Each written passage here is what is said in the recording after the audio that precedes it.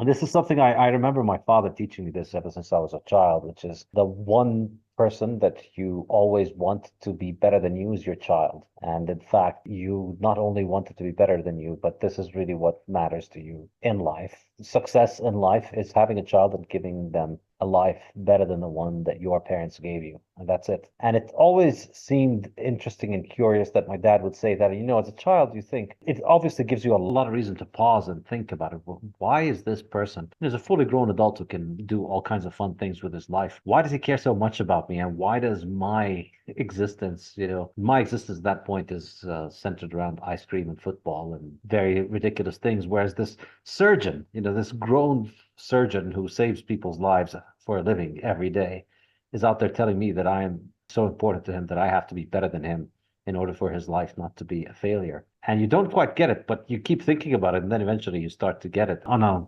personal level. I think it's essential because, I mean, look, as human beings, we cannot survive on our own when we're born, and we cannot survive on our own in our old age. We need help on both of those stages. And that's just the way that life is. Life is this force that is constantly pushing you and driving you to want to procreate. You're constantly, if you're not married, if you don't have kids, you are constantly driven by that force inside you. And it's you have to get married to realize just how different it is, I guess. After you have kids, you realize that, yeah, everything that I used to do before was just that force inside me that wants to reproduce is is controlling me and is driving me toward trying to reproduce. And you can stay in denial about this. You can over philosophize it. You can go mad trying to fight with it, but that's just how you are. And this is life, because if that wasn't what life was, you wouldn't be here today. You are only here today because every single one of your ancestors, going back to God knows how many generations, every single one of those people had such a strong drive inside them to procreate that they managed to do it, and managed to do it well enough that their own child managed to grow up enough to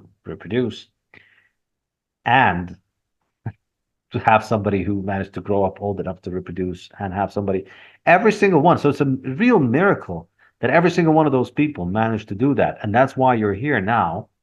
And I think it's stupid and futile to try and fight that. I think this idea that, oh no, I'm different, because we have, I don't know, cars and TV and TikTok, we are going to be different than every single generation of humans that has ever existed, and I'm going to be um, satisfied with not doing this. I think the healthy thing to do is to just understand that this force is within you, and to understand that you are going to be a lot happier if you yield to it. I think this is really the key thing. Like, if you just accept that this is the thing and then start living your life based on the idea that you want to yield to it, it offers you so much clarity and so much Mm, direction in your life. Once you've directed your life toward, all right, this seems like a simple thing. I just need to impregnate someone and then have a child come out. Well, no, it's not such a simple thing. You have to live your entire life in a way to make that thing happen, so that the child grows up and has a chance to then have do the same thing himself. Well, you need to find the right person. You need to, more important than finding the right person, of course, is being the right person. mm, And simply just mm, having this as a goal is the North Star of getting your life in order. Having this as a goal fixes everything. And not having it as a goal leaves you lost and confused. And speak from personal experience, and I also see this in a lot of people, that if you don't think of this as being something important, if you're just putting it off, because most of us just are, we're conditioned socially to just forget about this. People say that society is constantly pressuring you to get married. It's the other way around. Society is constantly dangling shiny new things in front of you and telling you, hey, forget about marriage and having kids. Just indulge in this thing. And so you could waste your life chasing after fleeting pleasures, which as you grow older become less and less interesting and less rewarding and less meaningful. So there was a time in which watching Hulk Hogan and WWF was the height of excitement for me. And then as you grow older, you replace that with other more interesting things. But the same thing happens. All the fun things that you're doing in your 20s that you think of as being the most amazing things, there's only so much you can do. There's only so much partying or whatever, or whatever hobbies you have. There's only so much of that you can do without it getting boring and tedious. And the thing that actually provides lasting meaning is seeing your children grow. It's essentially giving yourself a taste of immortality, because your child, after all, is a part of you. It's literally a physical part of you.